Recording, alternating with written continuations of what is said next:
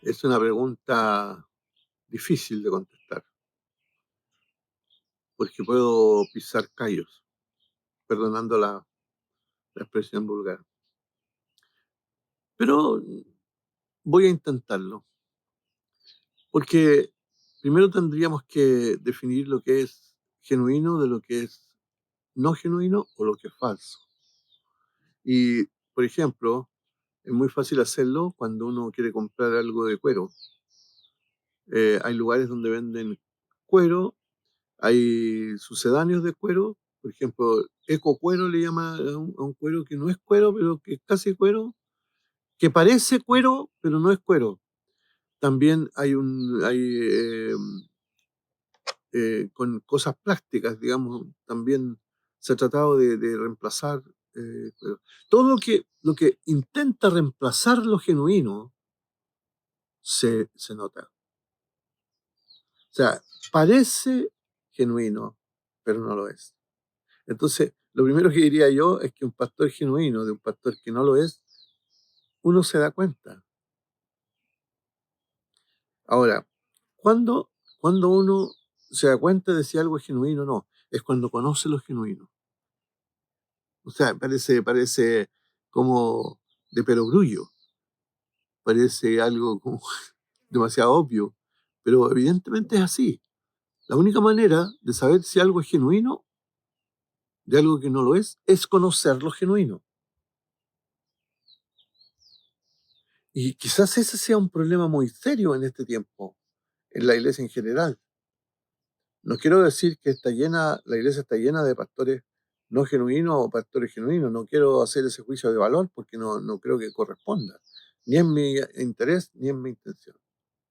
Pero evidentemente tú debes conocer un pastor genuino para poder después compararlo con aquel que no lo es. Porque cuando veas uno que no es genuino, te vas a dar cuenta inmediatamente. Igual que pasa cuando tú compras un cuero que es genuine leather o no lo es, perdonando el anglicismo. Cuando es un cuero que vale lo que se cobra, de un cuero que es parecido, que parece cuero, pero que no tiene olor a cuero. ¿Ok? Y otros elementos que lo diferencian, evidentemente. Entonces, ¿qué elementos podrían diferenciar un pastor genuino de uno que no lo es? Bueno, uno que es fundamental. Y el que es fundamental es aquel que aparece eh, explicado por Pablo en Efesios, cuando habla de que Jesús, bueno, después de bajar al- a la profundidad, dice que subió a los cielos, llevándose a toda la cautividad, llevándose todo, se llevó todo, no dejó nada acá, se lo llevó todo.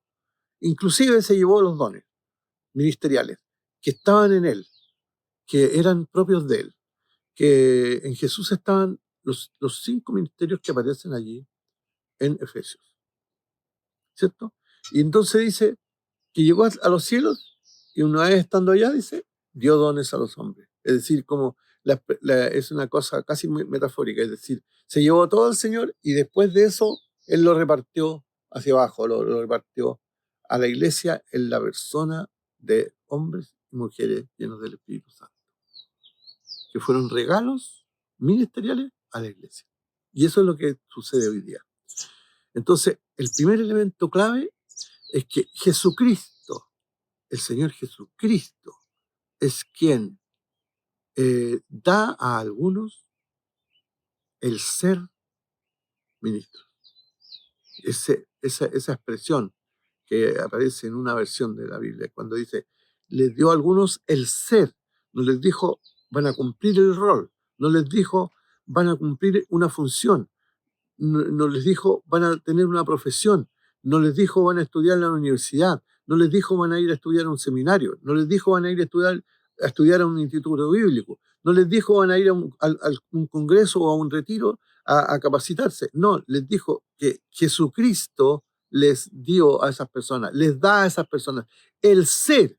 Es decir, podríamos llegar a una conclusión muy sencilla y entender que cada ministerio es una identidad que Cristo le da a una persona llena del Espíritu Santo como regalo a la iglesia. Entonces, el, el- yo diría que esta es la diferencia fundamental entre un pastor genuino y uno que no es. El pastor genuino es aquel al que Cristo le dio esa investidura. Es al que Cristo se le ocurrió a él, en su voluntad, llamar a esa persona y darle esta identidad ministerial. Y de esa manera, fíjense bien el detalle, de esa manera también Cristo, Jesucristo, siendo el Señor de señores y el Rey de reyes, estando a la diestra del Padre, estando sentado, reinando sobre todas las cosas, es quien ostenta la autoridad máxima sobre la iglesia, ¿cierto?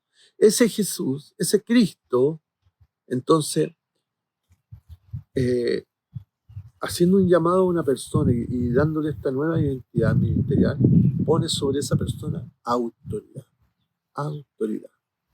que es muy importante.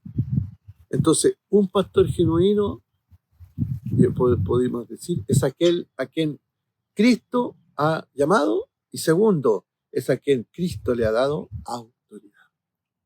¿Cómo se descubre un pastor genuino de uno que no lo es? Porque el pastor genuino tiene autoridad. ¿Cómo se ve eso? Bueno, de varias maneras, digamos. Porque cuando ese pastor genuino hace uso de autoridad, las tinieblas tiemblan. O sea, la autoridad se reconoce, porque hasta los demonios reconocen la autoridad en la iglesia. Incluso la Biblia dice que los demonios creen y tiemblan. Los demonios saben quién ostenta la autoridad en una congregación. No estoy hablando del gobierno de una congregación, sino estoy hablando también de el ministerio, es decir, estos 5 ministerios que menciona Pablo en Efesios, ¿cierto? Apóstol, profeta, evangelista, pastor y maestro. Entonces, hay algunos que opinan que son 4 ministerios. No voy a entrar en esa discusión, porque, por ejemplo, Pablo se reconocía maestro, nunca dijo pastor, él se reconocía maestro, punto. Y en la práctica uno ve que hay personas que son maestros de la palabra, pero que no son pastores, no tienen corazón para las vidas.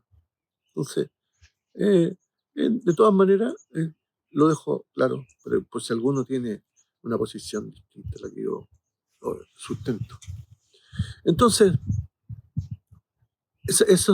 yo diría que esos 2 elementos son los más importantes, Ahora, hablando de pastor, en cuanto al listado de Efesios, que allí la palabra que usa Pablo para designar a pastor es poimen, que es refiriéndose al don ministerial, refiriéndose a la unción pastoral, a la gracia de pastor.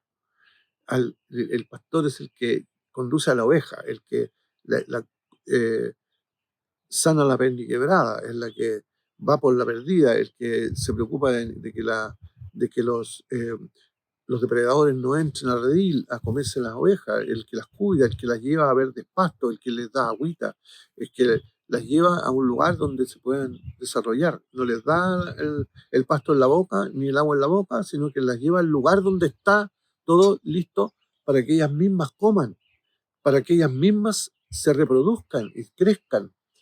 No está el pastor diciendo la ovejita aquí una semillita y explicándole cómo se hace la ovejita, sino que cada oveja, de manera espontánea, en su propio ser de oveja, se reproduce de manera increíble.